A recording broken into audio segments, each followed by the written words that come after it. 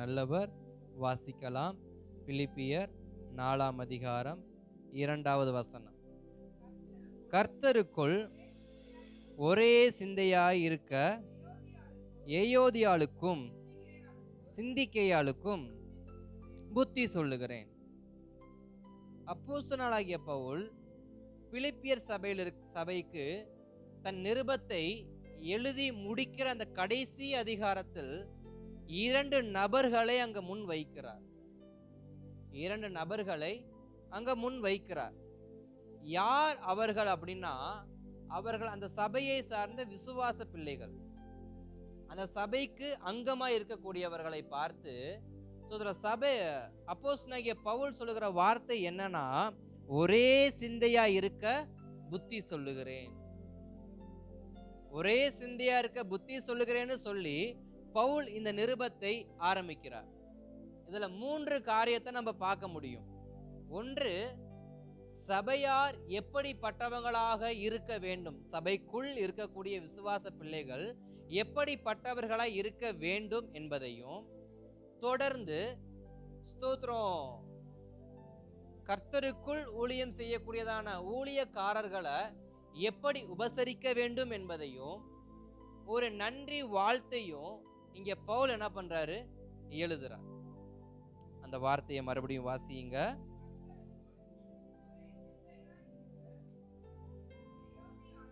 ஏயோதியாளுக்கும் சிந்திக்கேயாளுக்கும் புத்தி சொல்லுகிறேன்.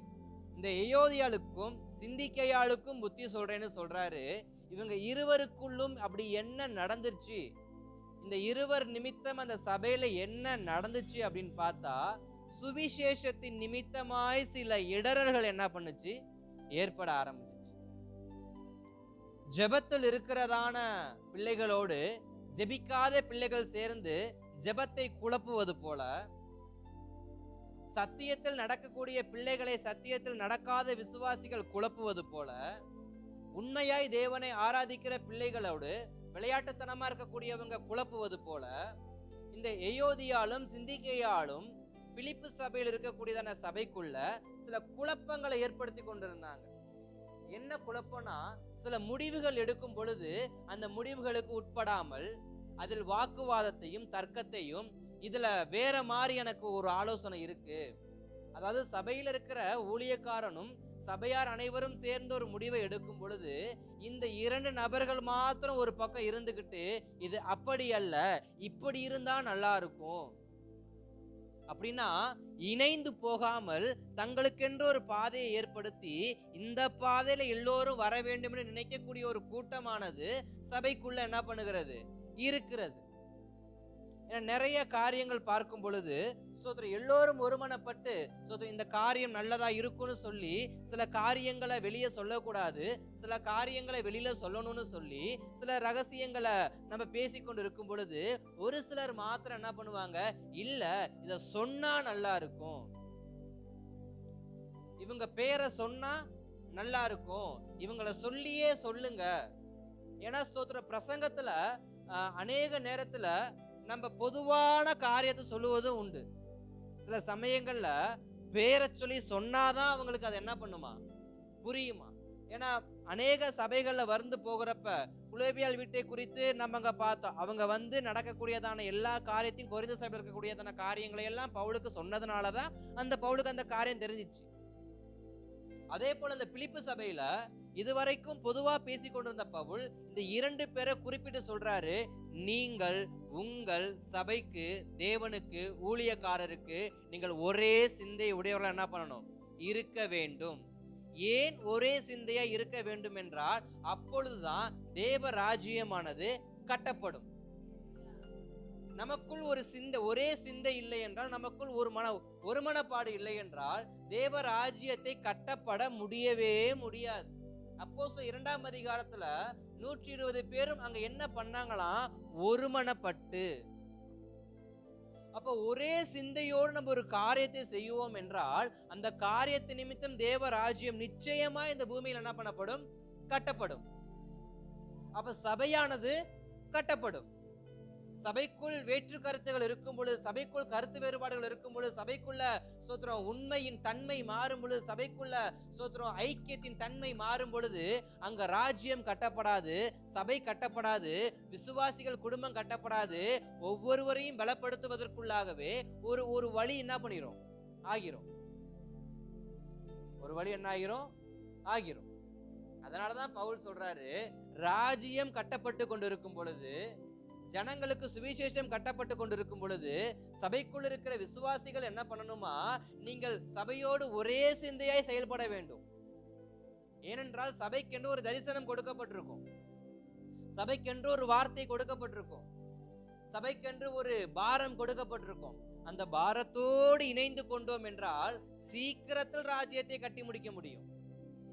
சீக்கிரத்தில் ராஜ்யத்தை கட்டி முடிக்க முடியும்.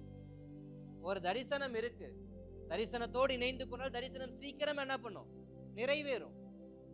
வாக்குத்தத்தம் இருக்கு, அதை அறிக்கை பண்ண சீக்கிரத்தில் என்ன பண்ணும், நிறைவேறும். அப்ப நம்முடைய சபை எப்படிப்பட்டதா இருக்க வேண்டும் அந்த காலகட்டத்துல? ஒரே சிந்தையோடு, அல்லேலூயா, பாரபட்சம் இல்லாமல், வேற்றுமை இல்லாமல், ஒரே சிந்தையோடு. நம்முடைய சிந்தை என்ன? ராஜ்யம் கட்டப்படணும் இந்த பூலோகத்துல, இந்த பூமியில.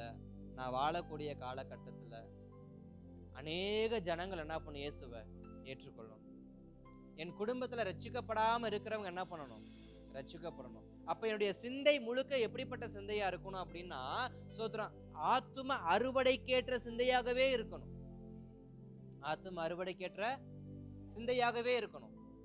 ஏனென்றால் அநேக இடங்கள்ல ஆத்தும அறுவடையை விட ஸ்தோத்திரம் சபையை அழகுபடுத்துற காரியம் தீவிரமா நடக்கும். ஸ்தோத்திரம், உதவிகள் செய்யலாம், இதை வாங்கலாம், அதை வாங்கலாம், அப்படி வைக்கலாம், இப்படி வைக்கலான்ற காரியத்துலதான் என்ன பண்ணும், நடக்குமே தவிர ராஜ்யம் கட்டப்பட, சுவிசேஷம் கட்டப்பட, சபை கட்டப்பட ஒரு சிந்தையோடு புறப்பட்டு போவோம்னா முடியாது. இந்த ஒரே சிந்தை என்பது எதை குறிக்கிறது என்றால் கூடி வருவதை குறிக்கிறது. இந்த ஒரே சிந்தை என்பது எதை குறிக்கிறது? கூடி வருவோம் என்பதை.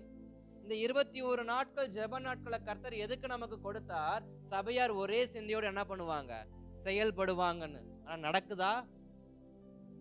இல்ல. 3 நாட்கள் ஜெபம், 7 நாட்கள் ஜெபம், 21 நாட்கள் ஜெபம் எதற்காக வைக்கிறாங்க? எதற்காக அதை அறிக்கை பண்றாங்க?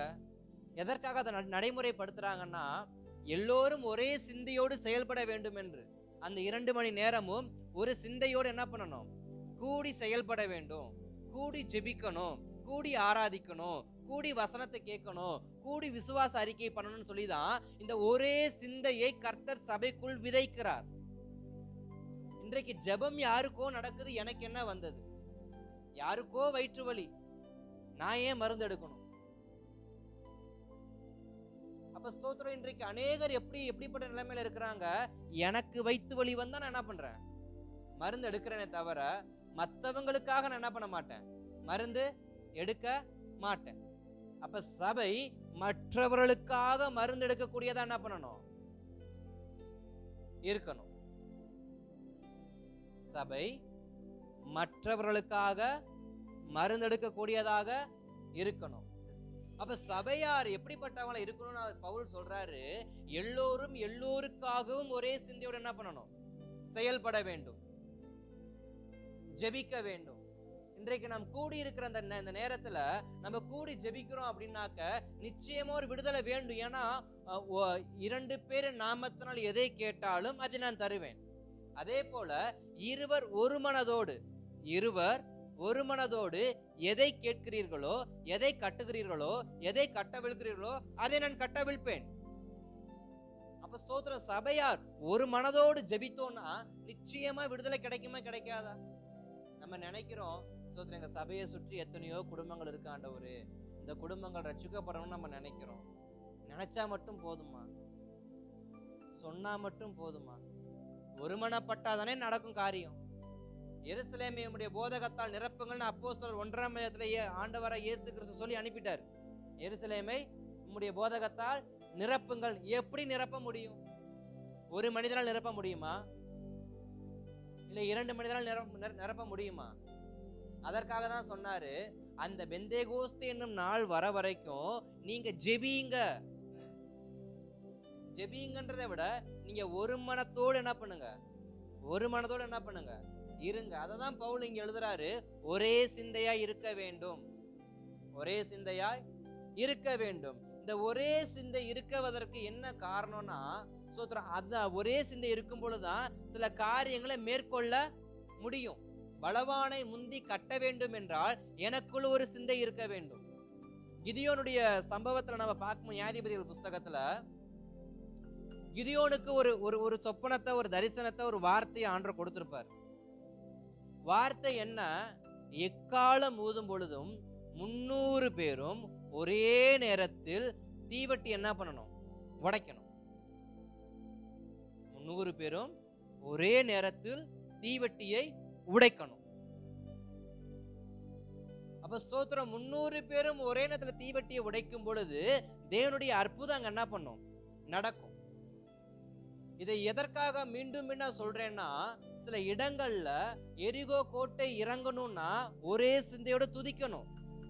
ஏன் 7 நாளும் 7வது நாள் 7 முறையும் கர்த்தர் துதிக்க வச்சாரு? நான் இப்படி யோசிக்கிறேன். என்னன்னா, முதல் நாளை சுத்தி வரும்போது சில பேர் விசுவாசம் இல்லாம இருந்திருப்பாங்க, சில பேர் மௌனமா இருந்திருப்பாங்க, சில பேர் காய்ச்சல்னு சொல்லி வீட்டுல என்ன பண்ணிருப்பாங்க, கூடாரத்துல படுத்து இருந்திருப்பாங்க.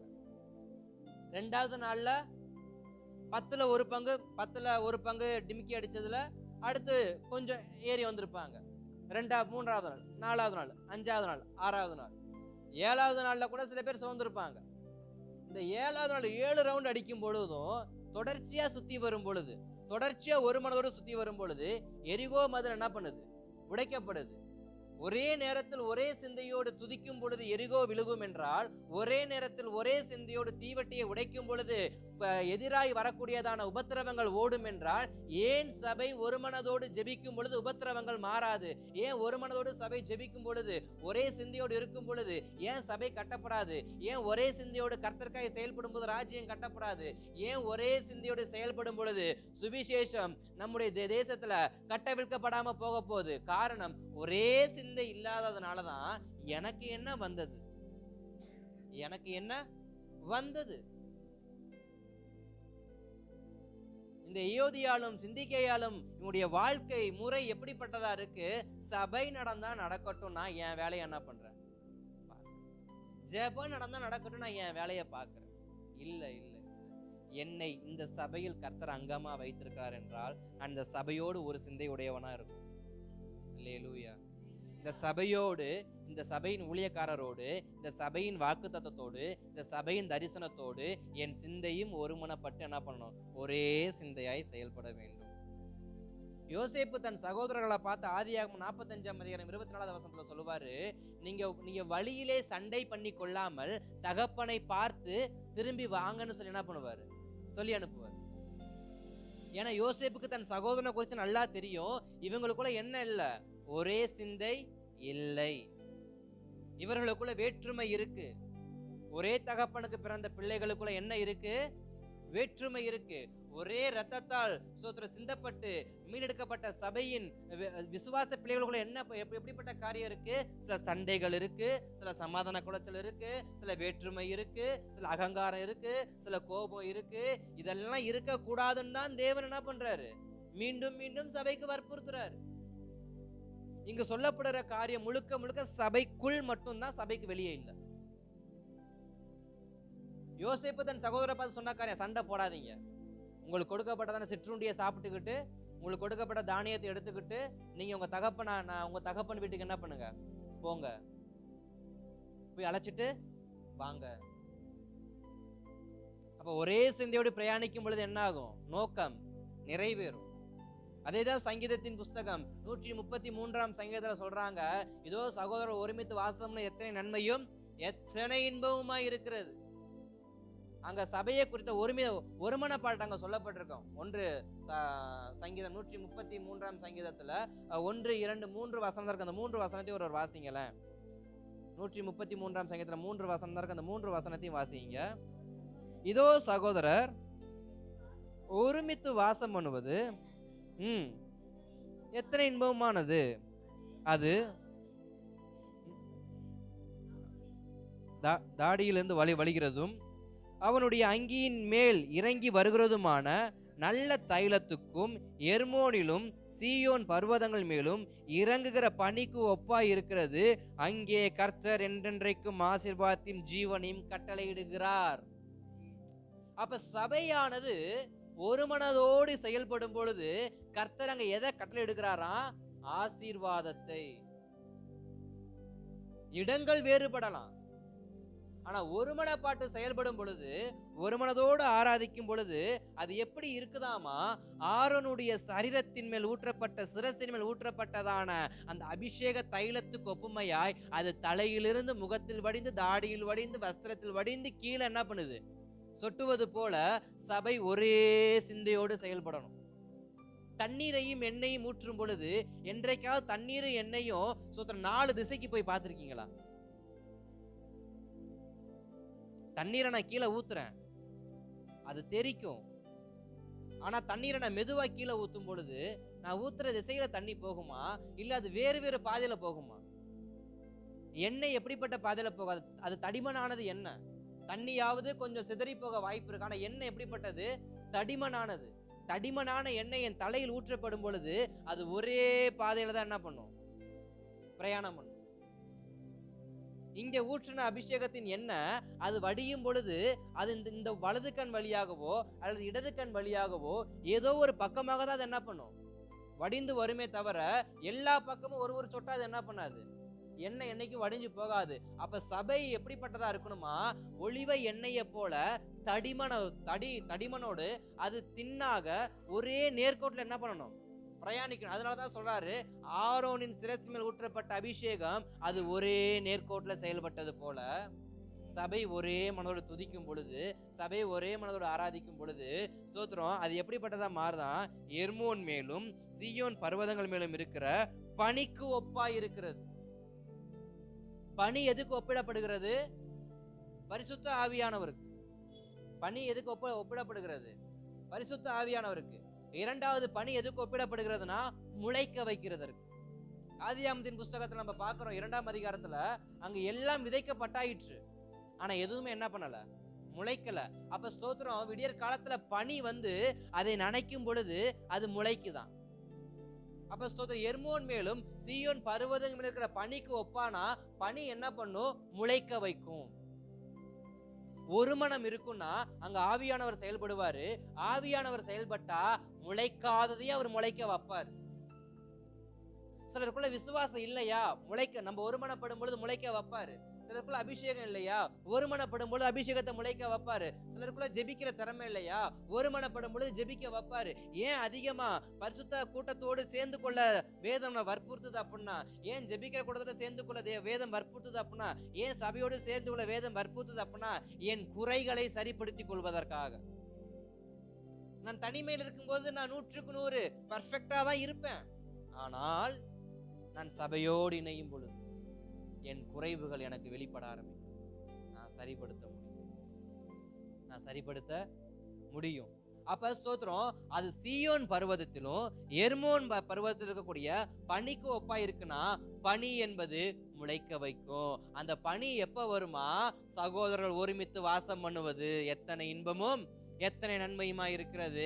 ஒருமனப்படும் பொழுது அங்க பனி போல பரிசுத்த ஆவியானவர் வெளிப்பட ஆரம்பிப்பார். அவர் வெளிப்பட ஆரம்பிச்சார்னா கீழே வார்த்தை சொல்லுகிறது, எப்படிப்பட்ட வார்த்தையை சொல்லுகிறது அப்படின்னா, அங்கே கர்த்தர் என்றென்றைக்கும் ஆசீர்வாதத்தின் ஜீவனையும், என்றென்றைக்கும், அன்று ஒரு நாள் மாத்திரமல்ல, என்றென்றைக்கும் ஆசீர்வாதத்தையும் ஜீவனையும். ஜீவனை ஏன் கொடுக்கிறாரு? வியாதி சுகமாகிறதுக்காக. வியாதி எப்ப சுகமாகும்? ஒரு மனதோடு ஒருமனப்படும் பொழுது. சபையோடு ஒருமனப்பட்டோம் அப்படின்னா, சபையோடு ஒருமனப்பட்டு நம்ம ஜெபிக்க ஆரம்பிப்போம்னா, சபையோடு நம்ம அந்த தரிசனத்தோடு ஒருமனப்படுவோம் அப்படின்னு சொன்னாக்க நமக்கு சோத்திரம், முதலாவது சந்தோஷம் கிடைக்குது. இரண்டாவது நமக்கு பரிசுத்த ஆவியானுடைய துணை கிடைக்குது. இரண்டாவது முளைக்காத காரியங்கள் முளைக்க ஆரம்பிக்குது. நான்காவது சோத்திரம், ஜீவனை கொடுக்கிறாரு. என்னன்னா சுகத்தை கொடுக்கிறாரு. ஐந்தாவது என்றென்றைக்கும் ஆசீர்வாதத்தை கொடுக்கிறாரு. நம்ம நினைக்கிறோம் எதுக்கு ஒன்று சேர்ந்து ஜெபிக்கணும், எதுக்கு ஒருமனப்படணும், ஏன் குறித்த நேரத்துக்கு வா வான்னு சோதனை இவர் திட்டிக்கிட்டே இருக்கிறாரு. ஏன் திட்டுறோம்னா, அந்த ஒரு மனதோடு நம்ம முதல் ஸ்தோத்திரத்தை ஆரம்பிச்சு ஒரு மனதோட கடைசி ஸ்தோத்திரத்தை போடுறப்ப அதோடைய மகிமை இருக்கு பாருங்க, அதை அளவிடுவதற்கு யாராலையும் முடியாது. அதன் ஆசீர்வாதங்கள் பயங்கரமானது. அதனாலதான் சபையை பார்த்து ஸ்தோத்திரம் பவுல் சொல்றாரு, ஒரே சிந்தையோடு செயல்படுங்க, ஒரே சிந்தையோடு செயல்படுங்க. மார்க் எழுதின சுவிசேஷம் 9ஆம் அதிகாரம் 50வது வசனத்துல அங்க ஒரு வார்த்தை சொல்லப்பட்டிருக்கு. என்ன வார்த்தைனா, உப்பானது சாரமற்று போனால் அது எதினால் சாரமேற்றப்படும். உப்பானது சாரமற்று போனா அது எதினால் சாரமேற்றப்படும். எப்படி சாரமேற்றப்படும்? தூக்கி கொட்டதான் முடியும், தூக்கி கொட்டதான் முடியும். ஆனா ஸ்தோத்திரம் அங்க ஒரு வார்த்தை சொல்லுகிறது, உப்பு சாரமற்று போனாலும் ஸ்தோத்திரம் அது எப்ப சாரம் ஏறும்னா, எல்லோரோடும் சமாதானமா இருக்கும் பொழுது, எல்லோரோடும் சமாதானமா இருக்கும் பொழுது. அந்த வார்த்தையை வாசிங்க 9:50. உப்பு நல்லதுதான், சாரமற்று போனா எதனால் சாரம் உண்டாக்குவீர்கள்? உங்களுக்குள்ளே ஒருவரோடு ஒருவர் சமாதானம் உள்ளவர்களாய் இருங்கள் என்றும். அப்ப ஸ்தோத்திரம், நான் ஒரு மனதோடு நான் ஒரே சிந்தையோடு சபைக்குள் இருந்தேன்னா என் சாரம் அற்று போனாலும் நான் மீண்டும் சாரமேற்றப்படுவேன். நான் மீண்டும் சாரமேற்றப்பட நான் எங்க போகணுமா? ஒரு மனதுக்கு போகணுமா? சபையால சில காரியங்கள் செய்ய முடியல அப்படின்னா சபையார் என்ன பண்ணணுமா? ஒரே சிந்தையோடு, ஒரே மனதோடு, ஒரே சமாதானத்தோடு மீண்டும் தேவ சமூகத்தில் அமரும் பொழுது அங்க ஒரு மாற்றம் நடக்குது. யார் யாருக்கெல்லாம் சாரம் இல்லாமல் இருக்கோ அத்தனை பேரையும் தேவன் மீண்டும் சாரமேற்றி மீண்டும் பயன்பட வைப்பார். ஏனென்றால் உப்பு நல்லது, உப்பு நல்லது. அப்ப நான் ஒருமனப்படும் பொழுது சில காரியங்கள் என் வாழ்க்கையில் மெருகேற்றப்படுகிறது. அப்படி மெருகேற்றப்பட்டனாலதான் அப்போஸ்தலனாகிய பேதுரு முதலாவது என்ன பண்ணாரு? செயல்பட ஆரம்பித்தார்.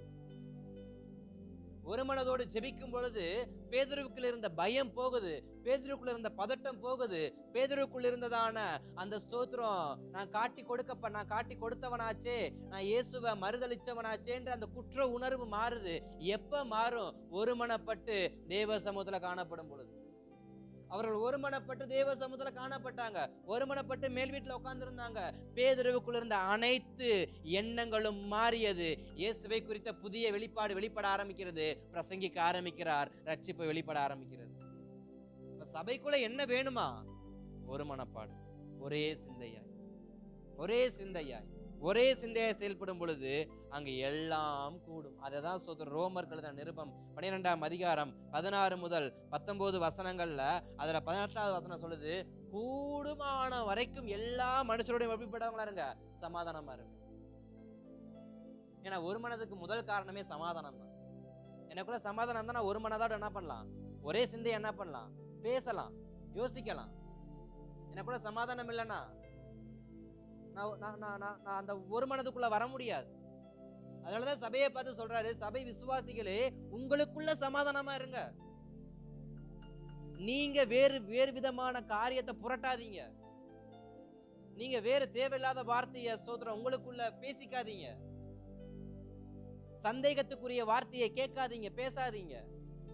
விசுவாசம் வளர்றதுக்கு ஏதுவான வார்த்தையை மாத்திரம் என்ன பண்ணுங்க? பேசுங்க. ஏன்னா சபையானது ஒருவரை சாரமேற்றதா இருக்கணும், சபையானது ஒருவரை தூக்கிவிடக்கூடியதா இருக்கணும், சபையானது தேவனுடைய படித்துளியை பெற்றுக்கொள்வது போல இருக்கணும், சபையானது ஜீவனை பெற்றுக்கொள்ளணும், சபையானது ஆசீர்வாதத்தை பெற்றுக்கொள்ளணும். இதெல்லாம் எப்ப கிடைக்கும்? சமாதானமா இருக்கும் பொழுது. யாரு? விசுவாசிகளுக்குள் ஒருவருக்கொருவர் சமாதானமா இருக்கும் பொழுது, ஒருவருக்கொருவர் சமாதானமா இருக்கும் பொழுது. நிச்சயமா நமக்குள்ள ஒரு சமாதானம் இருக்கும் என்றால், சபைக்குள்ள சமாதானம் இருக்கும் என்றால், சபைக்குள்ள ஒரு மனம் இருக்கும் என்றால், நிச்சயம் தேவன் கிரியை செய்ய போதுமானவரா இருக்கிறார். நான் ஸ்தோத்திரம் இந்த ஊழியத்தை ஆரம்பிச்ச ஆரம்ப கட்டத்தில் நினைக்கிறேன். ஆமா, இந்த ஊழியத்தை நான் பொறுப்பெடுத்த ஆரம்பத்துல ஒரு குடும்பத்துல ஒரு பிரச்சனை தொடர்ந்து நீடிச்சுக்கிட்டே இருந்துச்சு. மாமியா வந்தா மருமகளை பார்க்க முடியாது, மருமகன் வந்தா மாமியாவை பார்க்க முடியாது. இது ரொம்ப நாளா ஓடிட்டு இருந்துச்சு. அப்ப கூப்பிட்டு சொன்ன ஒரே ஒரு விஷயம், தேவனை பாருங்க, வேற யாரையும் என்ன பண்ணாதீங்க, பார்க்காதீங்க. சபைக்குள்ள வந்துட்டே நீங்க எல்லோரும் கர்த்தருடைய பிள்ளைங்க. இங்க மாமியா கிடையாது, மருமக கிடையாது, இங்க கணவன் கிடையாது, மனைவி கிடையாது, பிள்ளை கிடையாது. நீங்க எல்லோரும் தகப்பனுடைய பிள்ளைகளாய் மாறுறீங்க சபைக்குள்ள வந்த உடனே. அப்ப சபைக்குள் இருக்கும் பொழுது வேற்றுமையான வார்த்தைகளை பேசாமல் இருப்பது நல்லது. சபைக்குள் வரும் பொழுது பழைய காரியங்களை பேசாம இருப்பது நல்லது. சபைக்குள் வரும் பொழுது முந்தின காரியத்தை நோண்டி பேசி வம்பு இழுக்காம இருப்பது நல்லது. காரணம், சபை என்பது ஒரு மனதை குறிக்கக்கூடியது. இந்த ஒருமனப்பட்ட சபைக்குள்ள வந்தோம் நம்ம வேற்றுமையை காமிச்சோம்னா நம்மளால தேவராஜ்யத்தை நிச்சயமா கட்ட முடியாது. தேவராஜ்யத்தை நிச்சயமா கட்ட முடியாது. அதனாலதான் பவுல் சொல்றாரு, ஒரே சிந்தையா என்ன பண்ணுங்க, செயல்படுங்க. எபிரேயர்கள் நிருபம் 12ஆம் அதிகாரம் 14வது வசனத்திலே அதே தான் சொல்லப்படுகிறது. யாவரோடும் சமாதானமாகவும் பரிசுத்தமாகவும் இருக்க நாடுங்கள். சமாதானம் பிளஸ் பரிசுத்தம். ஒரே சிந்தையா இருக்கணும், ஒரே சமாதானத்தோடு இருக்கணும், ஒரே பரிசுத்தமா இருக்கணும். அடுத்து 1 பேதுரு 3ஆம் அதிகாரம் 8வது வசனத்துல 8 முதல் 11 வசனத்துல பாக்குறப்ப சகோதர ஸ்நேகத்தை அங்க பேதுரு எழுதுறாரு. அதே ரோமர் 15:5 சொல்றப்ப ஒருமனப்பாட்டு ஒரே வாயினால் மகிமைப்படுத்துங்கள். ஒருமனப்பட்டு தேவனை ஒரே வாயினால் மகிமைப்படுத்துங்கள். இந்த வசனத்தை எடுத்தவங்க வாசிங்க. ரோமர் எழுதின நிருபம் 15:5. ரோமர் 15:5. நீங்க ஒருமனப்பட்டு பிதாவாகிய தேவனை ஒரே வாயினால் மகிமைப்படுத்தும்படிக்கு ஒருமனப்பட்டு ஒரே குரலாய் கர்த்தரை ஆராதிக்கணும். எப்படி ஆராதிக்கணுமா? தூதர்கள் ஆராதிக்கிறது போல சேனைகளின் கர்த்தர் பரிசுத்தர் பரிசுத்தர் பரிசுத்தர். சேனைகளின் கர்த்தர் பரிசுத்தர் பரிசுத்தர் பரிசுத்தர். இதுல ஒரு ஏற்றமும் ஏறாது, ஒரு இறக்கமும் இறங்காது. அப்ப சபை எப்படி ஆராதிக்கணுமா? ஒருமனப்பட்டு ஒரே குரலா இருக்கணுமா, ஒரே அளவுள்ள குரலா எழும்பணுமா. ஏன்னா சபையானது பரலோகத்தின் நிழல். சபை என்பது பரலோகத்தின் நிழல். அங்கு செய்ய போறதுதான் சபை இன்றைக்கு இங்க செஞ்சு கொண்டு இருக்கு. அப்ப பரலோக நிழலா இருக்கக்கூடிய சபையில ஒரு மனம் தான் முக்கியமே தவிர, தேவனை துதிக்கிறது தான் முக்கியமே தவிர, தேவனை ஆராதிக்கிறது தான் முக்கியமே தவிர, ஜெபிக்கிறது தான் முக்கியமே தவிர, இங்கு வேறு சிந்தையாய் செயல்படுவதற்கு யாருக்கும் அதிகாரம் கிடையாது. ஏன்னா அது கர்த்தருடைய சபை. கர்த்தருடைய சபையில் ஒருவன் தனிச்சையாய் செயல்பட அதிகாரம் இல்ல, ஒருவர் கூட்டா சேர்ந்து செயல்பட அதிகாரம் இல்ல.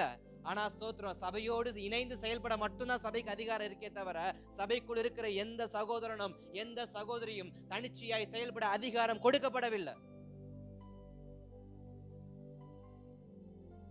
சபையானது ஒருமனப்பட்டு செயல்படும். சபையானது ஒருமனப்பட்டு செயல்படும், ஒரே சிந்தையோடு இருக்கணும். அப்பொழுது தேவ அபிஷேகம் கட்டவிழ்க்கப்படும். அல்லேலூயா. அப்பொழுது தேவ அபிஷேகம் கட்டவிழ்க்கப்படும். ஸ்தோத்திரம். எழுதுறாரு பவுல், ஒரே சிந்தையா இருங்க, ஒரே சிந்தையா இருங்கப்பா, ஒரே மனதோடு இருங்கப்பா. யாரையும் என்ன பண்ணாதீங்க, அப்படி இப்படி பார்க்காதீங்க. சபை என்பது ஒரு மனதோடு செயல்பட வேண்டியது. சபை என்பது ஒரு மனதோடு செயல்பட வேண்டியது. அதனாலதான் ஸ்தோத்திரம் 4 எழுதுற 4 எழுதுற கர்த்தருக்குள் எப்பொழுதும் சந்தோஷமா இருங்க, சந்தோஷமா இருங்க என்று மறுபடியும் உங்களுக்கு சொல்லுகிறேன். அடுத்து ஸ்தோத்திரம் 5-6 வசனத்தை பார்க்கிறப்ப, உங்கள் சாந்த குணம் எல்லா மனுஷருக்கும் தெரிந்திருப்பதாக கர்த்தர் சமீபமாய் இருக்கிறார். நீங்கள் ஒன்றுக்கும் கவலைப்படாமல் எல்லாவற்றையும் குறித்து உங்கள் விண்ணப்பங்களையும் ஸ்தோத்திரத்தோடு கூடிய ஜபத்திலும் வேண்டுதலிலும் தேவனுக்கு தெரியப்படுத்துங்கள். அப்ப சபையோடைய வேலை என்ன? குறை சொல்லுவதா?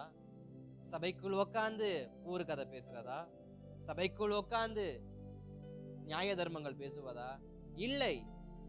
சபை என்பது, சபைக்குள் இருக்கிற விசுவாசிகள் என்பவர்கள் எப்படிப்பட்டவங்களா இருக்கணுமா?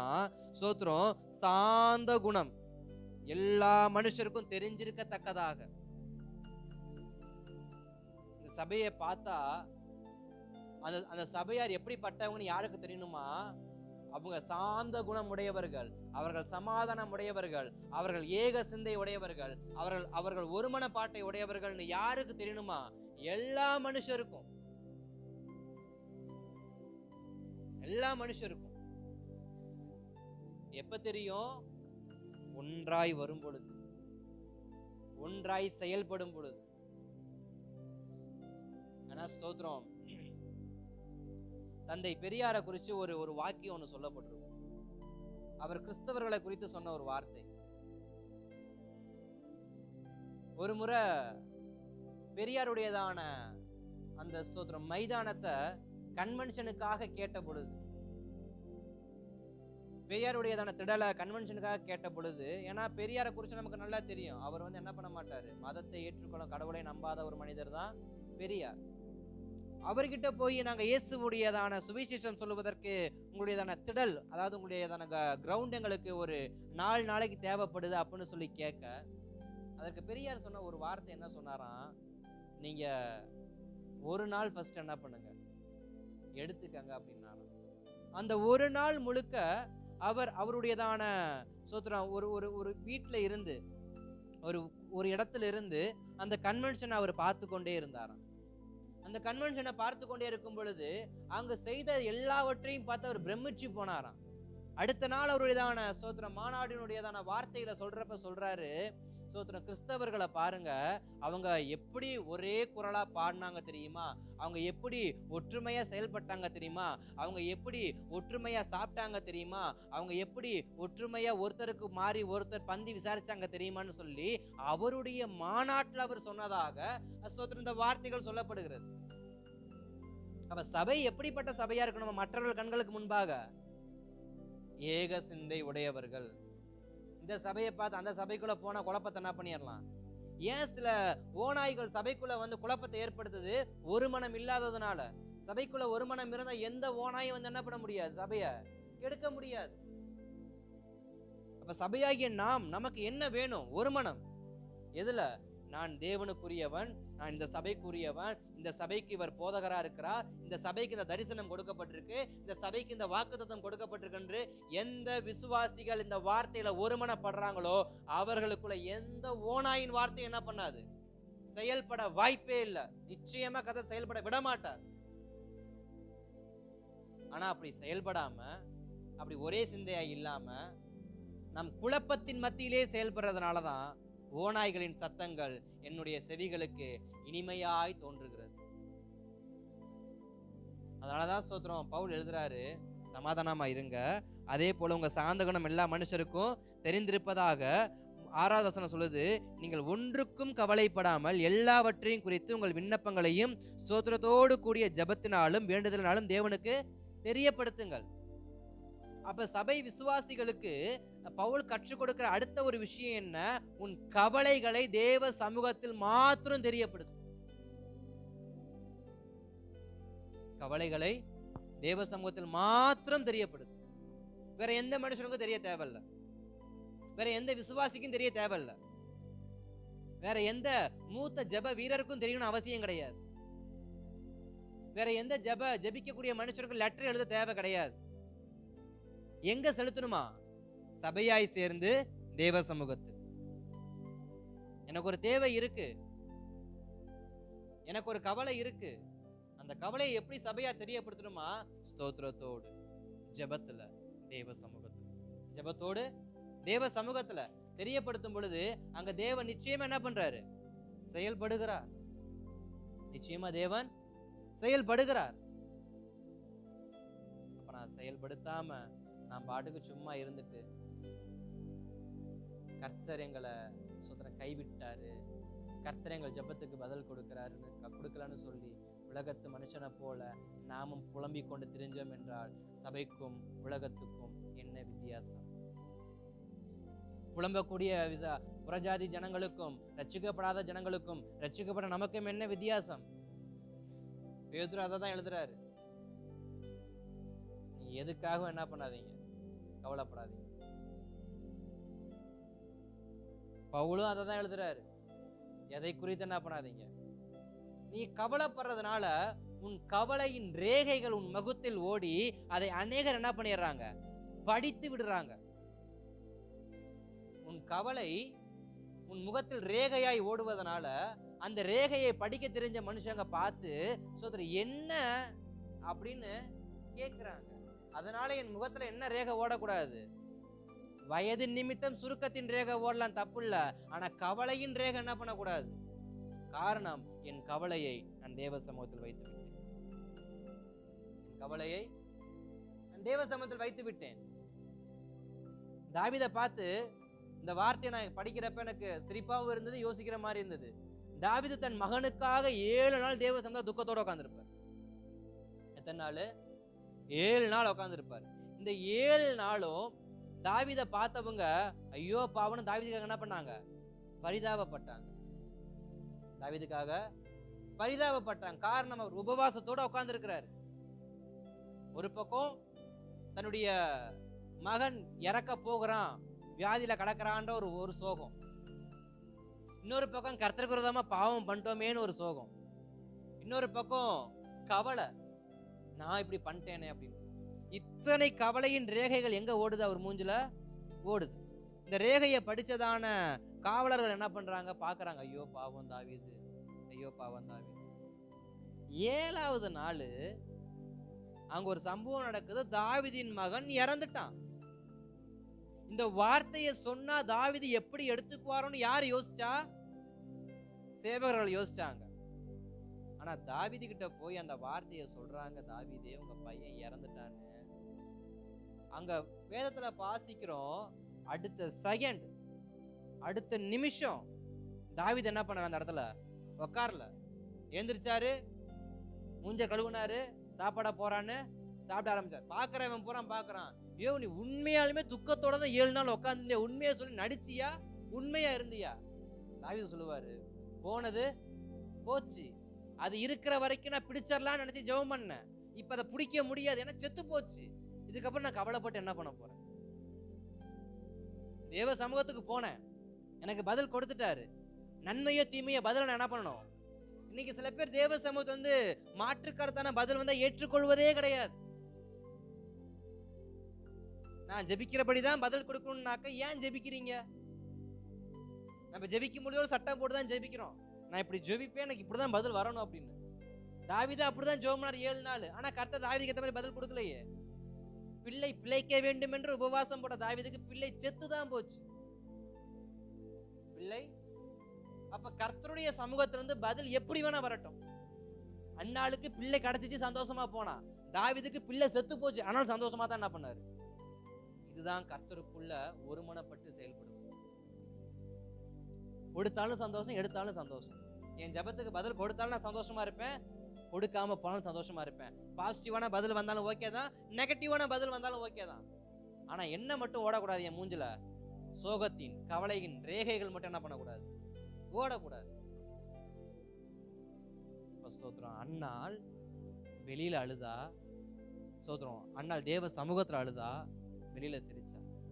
தாவீது தேவ சமூகத்துல அழுதாரு, வெளியே சிரிச்சாரு. ஆனா 2 பேருக்கும் பதில் வேற வேற தான். ஆனாலும் அவங்க என்ன பண்ணாங்க? கர்த்தருக்குள்ள சந்தோஷமா இருந்தாங்க. இதுதான் இன்னைக்கு சபைக்கு வேண்டியது. இன்றைக்கு சபைக்கு உபத்திரவம் வந்துட்டா சபை என்ன பண்ணுது?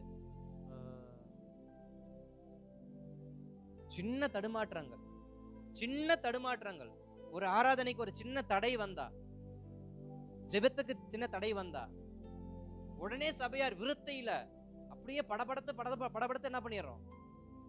பேச ஆரம்பிச்சிடறோம். உபத்திரவத்தை கொடுத்த மனுஷனை பார்த்து பதட்டத்தோடு பேச ஆரம்பிச்சிடறோம், கோபத்தோடு பேச ஆரம்பிச்சிடறோம். இல்ல, சபையானது கோபப்படுவதற்காக அல்ல, சமாதானத்தை வெளிப்படுத்துவதற்கு. சபையானது சமாதானத்தை வெளிப்படுத்துவதற்கு. அப்ப என்ன வேணுமா? ஒரே இரண்டாவது, கவலைப்படாது. கவலைப்படாது, எதை குறித்தும் கவலைப்படாது. மீண்டும் திட்டமான ஒரு வார்த்தையை சொல்றேன், இந்த 21 நாள் ஜெபத்திலையும் கர்த்தர் உங்க ஜெபத்துக்கு பதில் கொடுக்கலனாலும் பரவாயில்ல, நீங்க தொடர்ந்து ஜெபிக்கிற காரியத்தை மட்டும் என்ன பண்ணுங்க? செய்யுங்க. இரண்டாவது, கர்த்தருக்குள்ள சந்தோஷமா இருக்கு. சாலமோன் நிச்சயமா கர்த்தர் கொடுப்பார். சாலமோன் நிச்சயமா கர்த்தர் கொடுப்பார். ஏன் தாவீதுக்கு சாலமன் கிடைக்க காரணம் என்ன? தாவீது சோகத்தை வெளிப்படுத்தல. கர்த்தர் எடுத்துட்டாரு, ஓகே டன். இதுக்கப்புறம் நான் என்ன பண்ணுவேன்? இனிய வாழ்க்கையில நான் எங்கேயும் தடுமாறாம நான் ஒரே சிந்தையோட என்ன பண்ணுவேன்? செயல்படுவேன். சோதர சபையானது எப்படிப்பட்டவங்களா இருக்கணுமா? ஒரே சிந்தையோடு, ஒரே மனதோடு, கவலைகள் அற்றவர்களாய் செயல்படணும். 7வது வசனம் சொல்லுது, அப்பொழுது எல்லா புத்திக்கும் மேலான தேவ சமாதானம் உங்கள் இருதயங்களையும் உங்கள் சிந்தைகளையும் கிறிஸ்து இயேசுவுக்குள்ளாக காத்துக்கொள்ளும். எப்போ காத்துக்கொள்ளுமா? நான் கவலைப்படாம தேவ சமூகத்துல இருக்கும் பொழுது,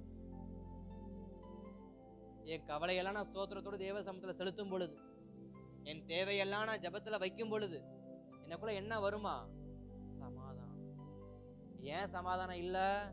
தேவ சமூகத்துல வைக்கல. அல்லேலூயா. ஏன் சமாதானம் இல்ல? ஏன் ஜெபித்து முடிச்சு சமாதானம் இல்ல? ஏன் ஜெபித்து முடிச்சு ஒரு நிம்மதி இல்ல? காரணம் அதை முழுசா தேவ சமூகத்துல வைக்கல. வச்சிருந்தா 8வது வசனம் 7வது வசனம் சொல்லுது, அப்பொழுது எல்லா புத்திக்கு மேலான தேவ சமாதானம் உங்கள் இருதயங்களையும் உங்கள் சிந்தைகளையும் கிறிஸ்து இயேசுவுக்குள்ளாக காத்துக்கொள்ளும். வச்சிருந்தா தேவன் காத்துக்கொள்வார்.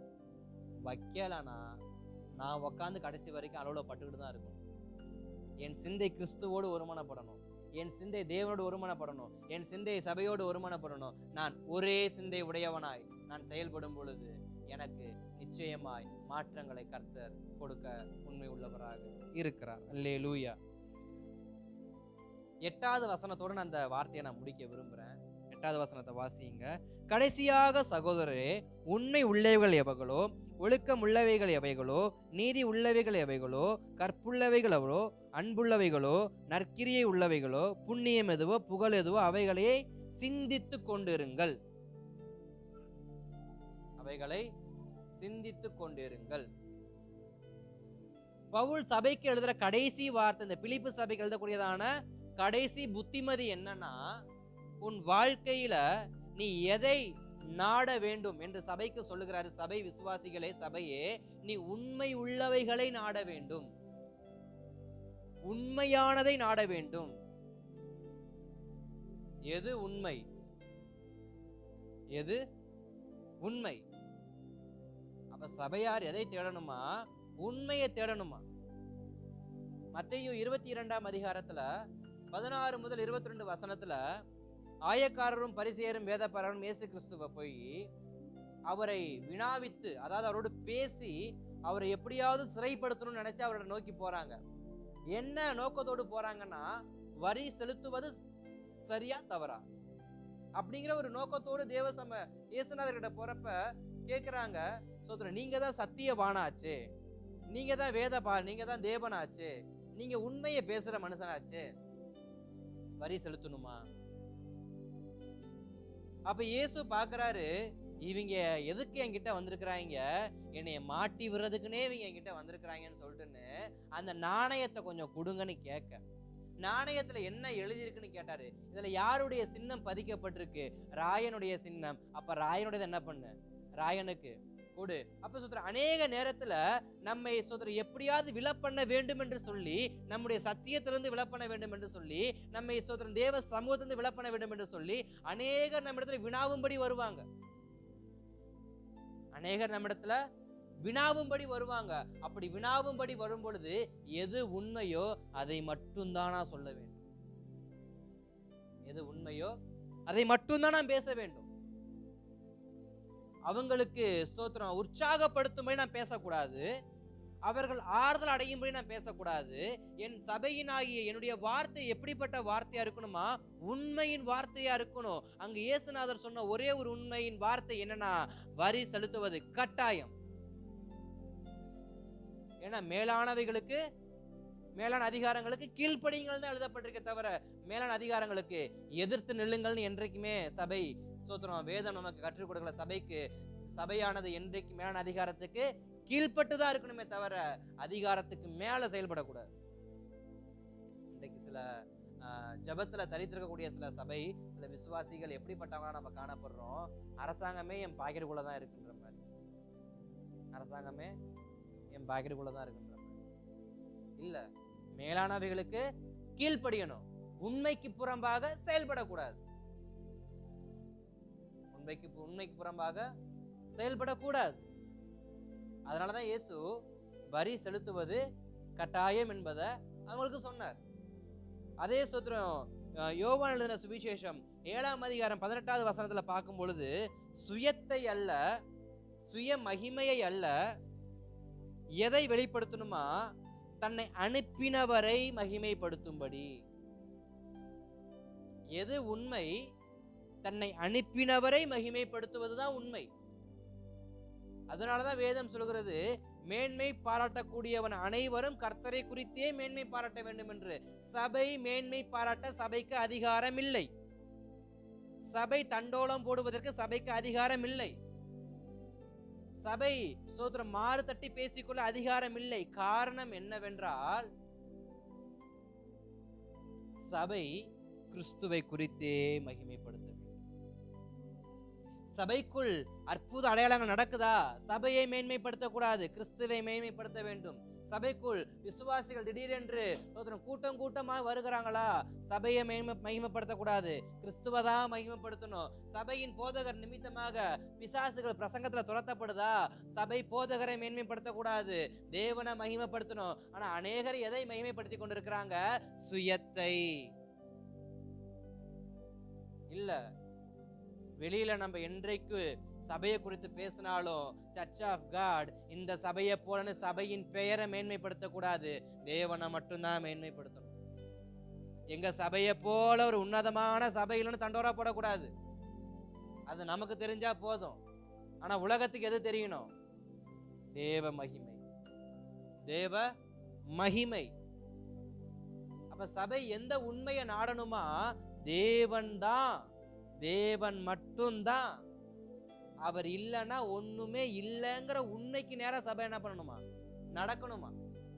சில வசனங்களை குறிச்சு வச்சுங்க, நேரம் இல்லாதனால நான் குறிச்சு வச்சு சொல்றேன். எபேசியர் 4:25, 1 பேதுரு 1:22, 1 யோவான் 3:18.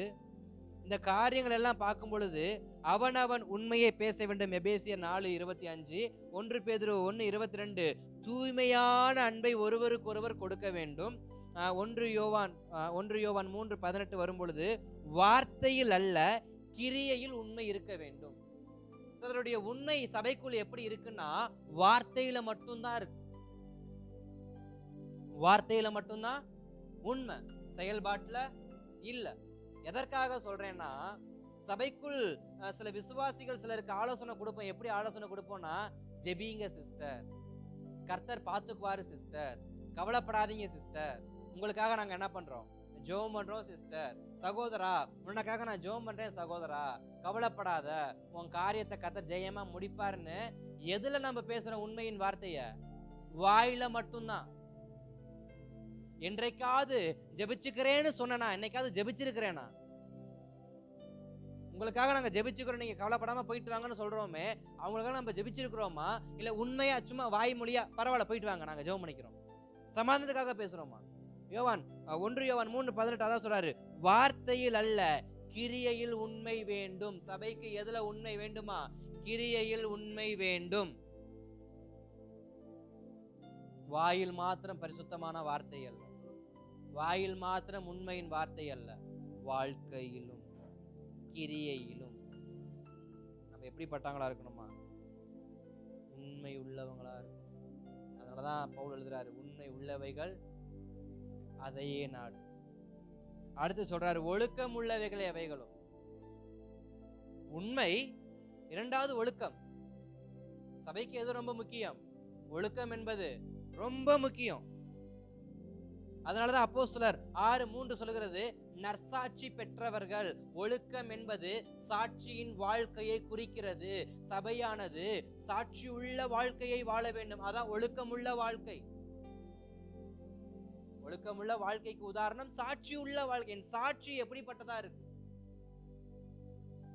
ஒரு பழமொழி சொல்லுவாங்க, உன் நண்பனை குறித்து சொல்லு, உன்னை குறித்து நான் சொல்லுகிறேன் என்று. அப்ப என் வாழ்க்கையின் சாட்சி எப்படி இருக்குதோ அப்படித்தான் நான் ஆராதிக்கிற கிறிஸ்துவினுடையதான ஸ்தோத்திரம் வெளிப்பாடு மற்றவங்களுக்குள்ள செயல்படும். என் வாழ்க்கை முறை வேறு, நான் ஆராதிப்பது கிறிஸ்துவை என்றால் யார் ஏற்றுக்கொள்வாத? ஒழுக்கமுள்ள வாழ்க்கை இருக்கும் என்றால் அங்கு ஒழுக்கமானது வெளிப்படும். யோவான் ஸ்நானகன் விரியன் பாம்பு குட்டிகளே வரும் கோபத்துக்கு தப்பித்துக் கொள்ளுங்கள்னு கர்ஜிக்க காரணம் என்ன? அவருடைய வாயின் வார்த்தையில் ஒழுக்கம் நிறைய இருந்துச்சு. இயேசு கிறிஸ்துடைய பிரசங்கத்தை எல்லோரும் கேட்க காரணம் என்ன? அவரிடத்தில் ஒரு குறையும் கண்டுபிடிக்க முடியாம.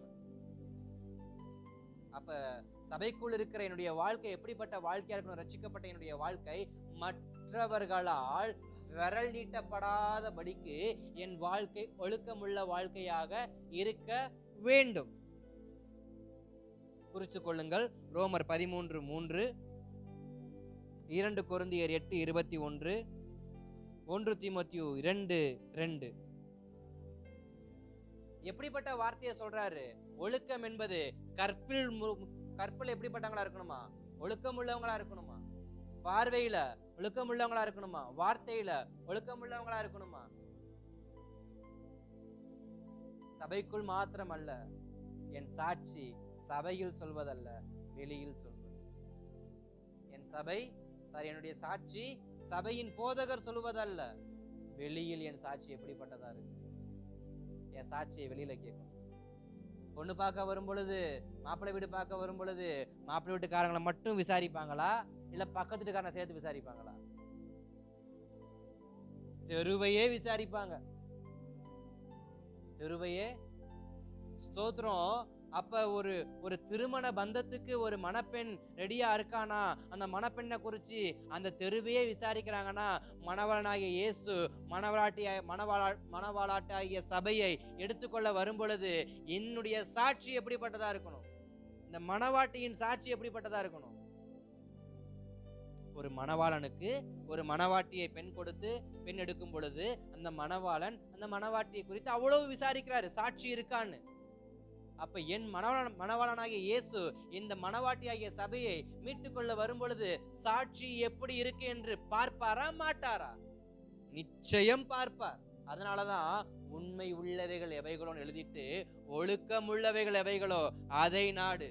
உன் நற்சாட்சிக்கு ஒரு கேடும் வருவிப்பதற்கு நீ என்ன பண்ணாத, இடம் கொடுக்காதன்னு பிலிப்பு சபைக்கு அப்போஸ்தலனாகிய பவுல் எழுதி வைக்கிறார். அதே தீமோத்தேயு 3:4 பார்க்கிறோம். தீமோத்தேயு 3:8, 3:11 ஸ்திரீகளுக்குள்ள நல்லொழுக்கம் இருக்கணும், பிள்ளைகளுக்குள்ள நல்லொழுக்கம் இருக்கணும். 1 தீமோத்தேயு 3:4 நம்ம வாசிக்கிறோம், தன் பிள்ளைகளையும் நல்லொழுக்கத்துல என்ன பண்ணணுமா?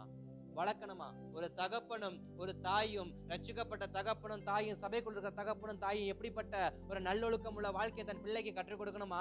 கிறிஸ்துவை குறித்த நல் ஒழுக்கத்தை குறித்து, சபையில் எப்படி இருக்க வேண்டும் என்ற நல் ஒழுக்கத்தை குறித்து, ஆராதனையில எப்படி இருக்க வேண்டும் நல் ஒழுக்கத்தை குறித்து யாரு கற்றுக் கொடுக்கணுமா? ஒரு தகப்பனும் தாயும் கற்றுக் கொடுக்க விட்டால் பிள்ளைகள் கற்றுக்கொள்ள முடியாது. அதனாலதான் தீமோத்தேயுவில் எழுதி வைக்கிறார் பவுல், மகனை பெற்ற தகப்பனே, பிள்ளையை பெற்ற தந்தைமார்களே, தகப்பன்மார்களே, தாய்மார்களே, உங்க பிள்ளைக்கு நல்லொழுக்கத்தை என்ன பண்ணுங்க? கற்றுக் கொடுங்க. அதை முதிர் வயது வரைக்கும் என்ன பண்ணாது இருப்பான்? விடாது இருப்பான். அப்ப நல்லொழுக்கத்தை யாரு கற்றுக் கொடுக்கணும்? தகப்பனும் தாயும். வேத வசனத்தை யார் கற்றுக் கொடுக்கணும்? தகப்பனும் தாயும். யாருக்கு? பிள்ளைகளுக்கு. அப்பதான் சந்ததி என்ன பண்ணும்? ஆசீர்வதிக்கப்படும். இன்னைக்கு சில தலைமுறைகள் ஆசீர்வதிக்கப்படாம இருக்க காரணம் என்ன? நல் ஒழுக்கத்தை தகப்பனும் தாயும் கற்றுக் கொடுக்க தவறியதுனாலதான் இன்றைக்கு அந்த பிள்ளைங்க உலகத்துல என்ன பண்றாங்க? தவறி கிடக்குறாங்க. ரட்சிக்கப்பட்ட பிள்ளைகளும் தவறி கிடக்க காரணம், ரட்சிக்கப்பட்ட தாய் தகப்பன்மார்கள் ஜெபத்துல பிள்ளைக்காக ஜெபிக்கல, பிள்ளைக்கு கற்றுக் கொடுக்க வேண்டிய காரியத்தை கற்றுக் கொடுக்கல, பிள்ளைக்கு வேத வசனத்தை கற்றுக் கொடுக்கல, பிள்ளையை எப்படியோ வளர்த்துட்டோம். இன்றைக்கு அந்த பிள்ளை உலகத்தை தவறி கிடக்குது. இன்றைக்கு உட்காந்து கண்ணீர் வடிக்கிறோம் தகப்பனும் தாயும் தேவ சமூகத்துல. இந்த கண்ணீர் வடிக்கிற வாழ்க்கை ஏன்? ஆரம்பத்திலே பிள்ளையை கற்றுக் கொடுக்கலாம் ஒழுக்கமுள்ள வாழ்க்கை எது அப்படின்னு. வரக்கூடிய காலம் கொடிய காலம். பிள்ளைகளுக்கு கற்றுக் கொடுக்க வேண்டிய காரியத்தை நம்ம கற்றுக் கொடுக்கலன்னா பிள்ளைகள் நிச்சயமா உலகத்தை தவறிடுவாங்க. தவறின பிள்ளைக்காக ரத்த கண்ணீர் விட்டு ஜெபித்தாலும் பிரயோஜனம். ரத்த கண்ணீர் விட்டு ஜெபித்தாலும் அததான் ஸ்தோத்திரம். 3வது சொல்லுகிறாரு, நீதி உள்ளவைகள் எவைகளோ, நீதியானது என்ன பண்ணு? செயல்படும். உபாகமத்தின் புஸ்தகம் 6:20 வார்த்தையை சொல்லப்படுகிறது, தேசத்தை சுதந்திரித்துக் கொள்ள நீதியை பின்பற்றுவாயாக. நான் தேசத்தை சுதந்திரிக்கணும்னா, கர்த்தர் கொடுத்த வாக்குத்தத்தமாகிய பரலோக தேசத்தை நான் சுதந்திரிக்கணும்னா, நான் நீதி உள்ள மனுஷனா இருக்கணும். நான் நீதிமான் உள்ள வாழ்க்கையை வாழணும்.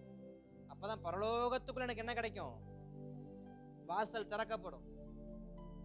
பரலோக வாசல் திறக்கப்பட நான் எப்படிப்பட்ட வாழ்க்கையை வாழணுமா? நீதி உள்ள வாழ்க்கையை வாழணுமா?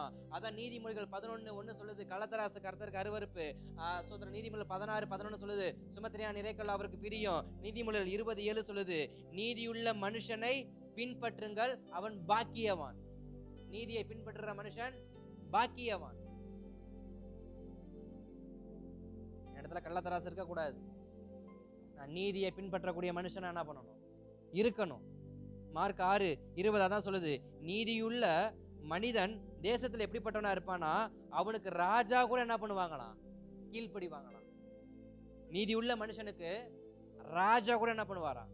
கீழ்ப்படிவாராம். யோவான் ஸ்நானகனை ஏரோது ராஜா பிடித்து கொண்டு போனப்ப ஏரோது ராஜா யோவானை குறித்து சொன்ன ஒரு வார்த்தை என்ன அப்படின்னா, இவன் நீதிமான், அவன் நீதிமான் என்று கண்டு அவன் மேல் கை போட அவன் மனதுள்ளவனா இல்லாதபடியினால் அவனிடத்துல விசாரிக்கிறாரு, என்ன செய்யணும் என்று கேட்டு. ஏரோது ராஜா யாரை கேட்டு ஆட்சி பண்ணார் கொஞ்ச காலம்? யோவான் ஸ்நானனுடைய வார்த்தையை கேட்டு. ஒரு நீதிமானுடைய வாழ்க்கைக்கு யாரு பயப்படுகிறா?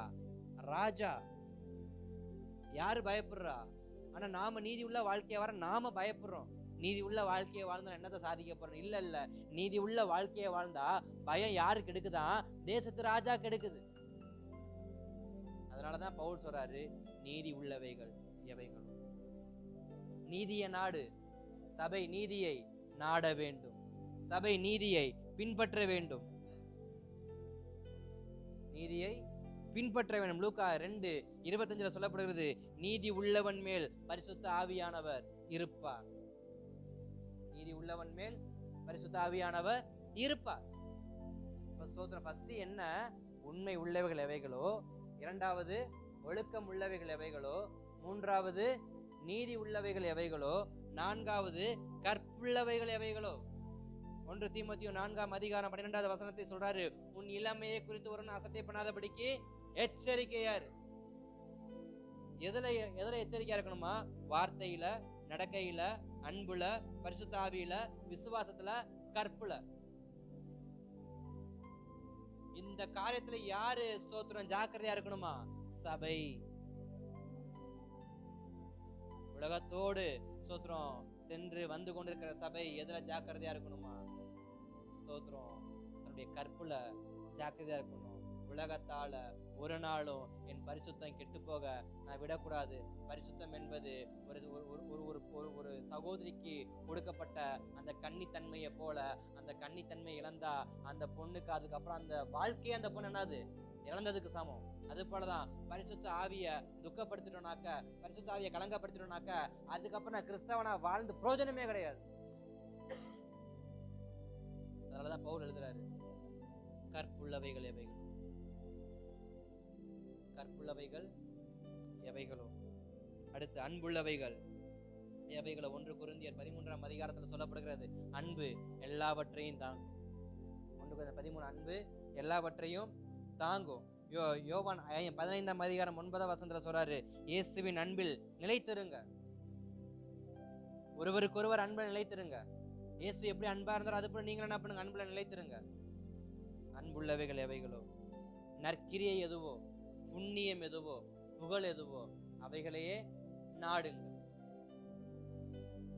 அப்ப சபைக்கு பவுல் எழுதுறதான ஒரு ஆவிக்குரிய ஆலோசனை என்ன? ஒரே சிந்தையா இருக்கணும். உண்மை உள்ளவைகள் எவைகளோ, ஒழுக்கம் உள்ளவைகள் எவைகளோ, நீதி உள்ளவைகள் எவைகளோ, கற்புள்ளவைகள் எவைகளோ, நற்கிரியை எதுவோ, புண்ணியம் எதுவோ, புகழ் எதுவோ, அதையே சிந்தித்துக் கொண்டிருங்க. உங்க மைண்ட் ஃபுல்லா எதை யோசிக்கணுமா? உண்மை எது, நீதி எது, கற்பு எது, உண்மை எது, நீதி உள்ள வாழ்க்கை, புண்ணியம் எது, புகழ் எது, இதையே சபை நாடி சிந்தித்துக் கொண்டே இருக்கணும். சபையின் சிந்தனை என்ன? இதுதான். நாம் சிந்திக்கிற சிந்தனைகள் எப்படிப்பட்ட சிந்தனைகளா இருக்கு? ஆவிக்குரிய சிந்தைகளா இருக்கா? தேவனுக்கு அடுத்த சிந்தைகளா இருக்கா? இல்ல ஸ்தோத்திரம். மற்ற மனிதர்களைப் போல, உலகத்து மனிதர்களைப் போல என் சிந்தை தடுமாறுகிறதா, தாறுமாறாகிறதா? என் சிந்தையில் நான் மிக கவனம் உள்ளவனா இருக்கும். என் சிந்தையில் மிகுந்த கவனம் உள்ளவனா இருக்கும். ஹல்லேலூயா. ஸ்தோத்திரம். இன்றைக்கான வார்த்தை, என் சிந்தையில் ஒரு மனம் வேண்டும். நான் யோசிக்கிறத கூட என்ன வேணுமா? எதை யோசிக்கணுமா? உண்மைய, ஒழுக்கத்தை, கற்ப, நீதிய, நற்காரியங்களை, புண்ணியத்தை, புகழ. என் சிந்தை எதுல ஒருமனப்படணுமா? இதுல ஒருமனப்படணும். ஜெபிக்கலாமா தேவ சமூகத்துல? ஆண்டவரே, எங்களுக்கு ஒரே சிந்தையை கொடுங்கப்பா. எங்களுக்கு ஒரே சிந்தையை கொடுங்கப்பா. எங்களுக்கு ஒரே சிந்தையை கொடுங்கப்பா. கொஞ்ச நேரம் தேவ சமூகத்துல 2-3 நிமிஷம் தான் எங்களுக்கு ஒரு மனதை கொடுங்கப்பா. மேல் வீட்டுல கூடி ஜெபிக்கும் பொழுது ஒரு மனதை கொடுத்த ஆவியானவர் அப்பா, இன்றைக்கும் எங்களுக்குள்ள ஒரு மனதை கொடுங்க. எங்களுக்குள்ள ஒரு மனதை கொடுங்க. நாங்கள் ஒருமனப்பட்டு ஜெபிக்கணும். நாங்கள் ஒருமனப்பட்டு வார்த்தையை தியானிக்கணும். நாங்கள் ஒருமனப்பட்டு நாங்கள் செயல்படணும். தேவ ராஜ்யத்தை நாங்கள் ஸ்தாபிக்க முயற்சி எடுக்கணும்ப்பா. உதவி செய்யுங்க, உதவி செய்யுங்க, உதவி செய்யுங்க. ரிபாடா ஹதரா கதரா கதரானா ரேகதகரா மன ஷகதகரா பலா ஹதரானா மன ரேபலா ஹதரிகடா கரனா மன. ஆவியானவரே, ஒரே சிந்தையின் அபிஷேகத்தை கட்டவிழ்ப்பீராக. ஒரே சிந்தையின் அபிஷேகத்தை கட்டவிழ்ப்பீராக. அது கரத்தில் ஒப்பு கொடுக்கிறோம். Jesus, thank you Lord. நன்றி இயேசுவே.